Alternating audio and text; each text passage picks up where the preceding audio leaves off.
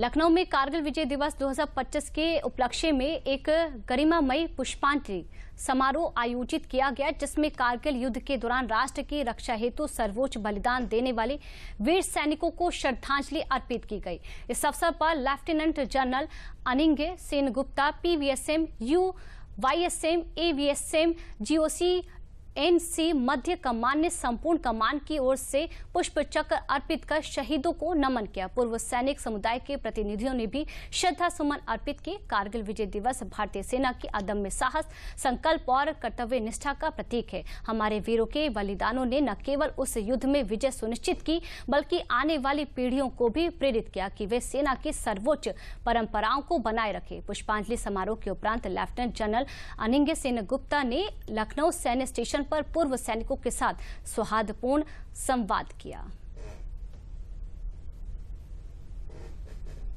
आज का दिन 26 जुलाई हम कारगिल दिवस के रूप में मनाते हैं और ये पूरे भारतीय सेना की तीनों सशस्त्र सेनाओं में मनाया जाता है। और आज ही के दिन कारगिल पे विजय पाई गई थी। उसके पहले लड़ाई छोटी मोटी हुई, पूरे बटालियन की हुई, कंपनी की हुई और हमारे बीच काफ़ी ऑफिसर्स, जेसीओज और जवान शहीद भी हुए, लेकिन अंत में विजय हमारी हुई। तो आज का दिन स्पेशली लखनऊ वासियों के लिए दोनों तरीके से इम्पोर्टेंट है कि भारतीय सशस्त्र सेनाएं आज के दिन जीती थी पाकिस्तान के खिलाफ, काफ़ी कैजुअल्टी हुई थी उनकी, और जिस टर्म पे हम चाहते थे उस टर्म पे हमने लड़ाई का अंत किया। उसके बाद से डिप्लोमेटिक और पॉलिटिकल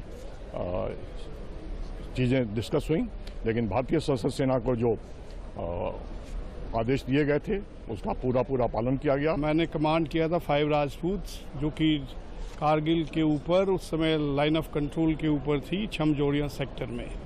और उस समय जो है देश की जो परिस्थिति थी कारगिल के ऊपर, वो छमजोड़िया सेक्टर में भी थी।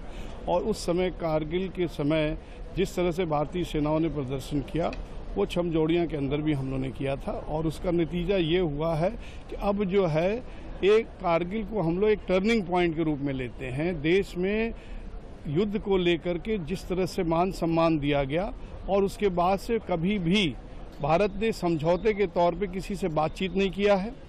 समझौते के तेर से हमने किसी ज़मीन की लेन देन नहीं की है। और भारत के सैनिकों का जो सम्मान दिया गया, वो सम्मान जो है आज तक चला जा रहा, जो पहले नहीं दिया जाता था। सैनिकों को पूर्ण रूप से सम्मान दिया गया, उनके परिवारों को सम्मान दिया गया, उनको अलंकृत किया गया, और आज भी वो परंपरा कायम है।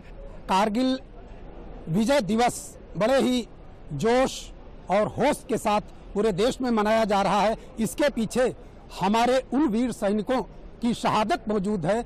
मैं उन वीरांगनाओं को भी बहुत बहुत श्रद्धांजलि अर्पित करता हूं और बहुत बहुत धन्यवाद देना चाहता हूं कि जिनके सुहागों की बदौलत आज हम हिंदुस्तान सुरक्षित हैं और हमेशा रहेंगे।